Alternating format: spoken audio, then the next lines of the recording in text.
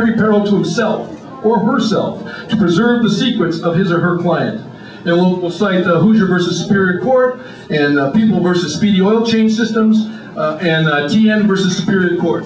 I mean, you want more? I don't need basic research, but I can probably get more for you, Jack. Let me tell you something. A first-year law student would know those answers. The next question we have is, last year there was a case filed by the City of Los Angeles against Laura Chick, the city controller. What was that case all about, and would you have cooperated with Laura Chick as the city attorney? Well, absolutely. I think the controller has the right and authority to audit city departments, including the city attorney's office, and I've said that very clearly, and my record's very clear on that. Mr. Trutanich, when you worked in the city attorney's office, that issue had already been joined when Ms. Chick had started her efforts to audit the outside counsel program of the city attorney's office. When you were in the leadership of the city attorney's office, there's no record of you trying to get the city attorney to comply with those requests. What is your response to, would you have cooperated with the city controller or not, or filed suit against her? You know, well, since we're talking about no records, on the day that that vote happened in the city council, on the day that that vote was taken, guess who wasn't there? Jack Weiss, you're right. He missed that vote. So his record's clear, except for the actual time he had ability to weigh in front of this whole city of Los Angeles and say, you know what, I support Laura Chick. Well, today Laura Chick stood next to me at a press conference. And today Laura Chick, when asked by someone who she was voting for, said, I'm voting for Carmen Trutanich. And my position on that is, I believe that the controller of the city of Los Angeles has the duty mandated by the charter, just like the duty that you have to return the illegal contributions, has the duty mandated by the charter to audit programs in the city of Los Angeles, regardless of whose office they're located in. Speaking of endorsements, there were a number of candidates running in the primary. Both of your questions to both of you. Which of any of the candidates that ran for this office have endorsed you? I'm sorry, they ran for which? City attorney. The ones that were running. The ones that ran against you in the primary. Has anyone endorsed either of you for the... I think Mr. Berger has endorsed Mr. Trutanich, and Mr. Weiss has endorsed Mr. Weiss. All right, the next question is concerning a local issue, but we're putting it in a city attorney context. And that is, there's a street in Sherman Oaks called Camino del Cumbre Street. And we understand that the City Bureau of Engineering recommended that the Buckley School make over $10 million in improvements to that street. But that recommendation was not a condition of the approval of the project. And a question for both of you. First, Jack Weiss, if the street fails, what can the city attorney do, if anything, to make the Buckley School pay for the improvements instead of we, the taxpayers, i.e. the city? I've been asked about Buckley in this room before, and as you all know, there is a very, very long history to that case, and the outcome in terms of Camino de la Cumbre was one that was supported by folks who lived in that area. But make no mistake, I have always been very proud to say that I'm a supporter of Buckley School, and I'm a supporter of each and every one of the schools in my district. I think that's just critical to your job as a council member.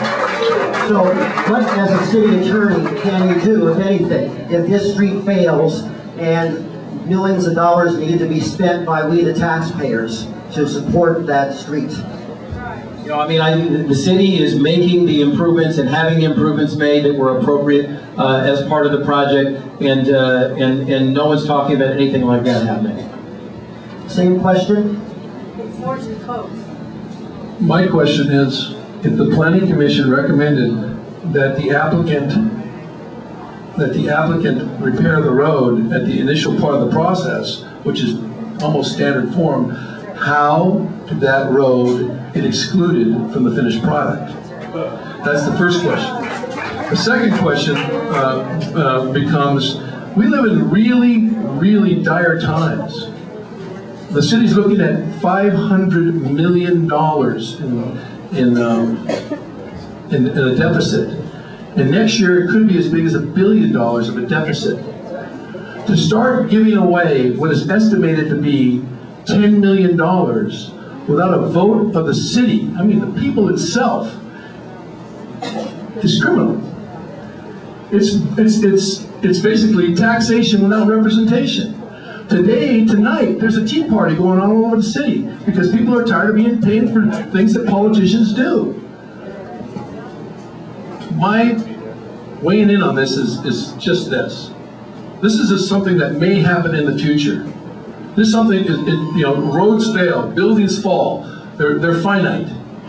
And I, as the city attorney of LA, may have to deal with this issue and defend the city of Los Angeles and take on the payment of this road.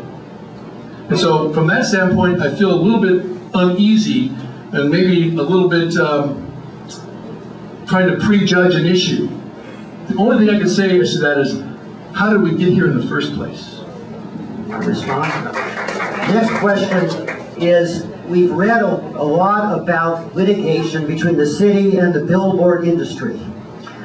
We have the perception that the city keeps losing lawsuits. Is that correct? And what can be done about this? Each of you. First, you go first. We have a billboard ordinance that's presently enjoined by a federal court. That means we cannot even enforce our own law. Why? Because our law is Swiss cheese. There have been so many holes cut into it that it's unenforceable and it's unfair, and so we have a judge telling us, you can't enforce this law. Well, first and foremost, that law only stops those boards that we are permitted. But it doesn't stop us from taking down the boards that are illegally in existence right now. And those boards should come down. In addition, the ordinance that Mr. Weiss is trying to push through right now has taken out the language of super graphics. Right now, the law says no building, no sign shall be supported by a building. It's illegal. Super graphics are totally illegal. And if we were to adopt a moratorium across the board on billboards, no exceptions, just stop. The federal court would release the injunction, and we would be free to go after those companies who want to be scofflaws. But we can't do that because politicians have taken the donations, and they expect paybacks, and they expect holes in the ordinance, and they expect to be able to file a permit and grandfather things in. When I become city attorney, I'm going to stand in front of that council, absent Jack Weiss, and demand a moratorium on billboards. And then what we're going to do is go after those people who want to play with us. Scofflaws cease to exist when it comes to billboards. We need to take a firm stance. We need to be tough. We need to let these companies know that we are going to be fair, we're going to level the playing field, but we're no longer going to be pushovers. And I am going to disclose to everyone who, if anyone, is letting billboards run rampant. I want everyone in this room to know that my administration, when it comes to billboards, will be honest, will be transparent, and will have complete and total integrity. I just want to say two things. One, you are consistently mischaracterizing my record. When the Planning Commission's draft comes to council in the next few weeks, I'm going to lead the fight along with the coalition to ban billboard blight to strengthen it.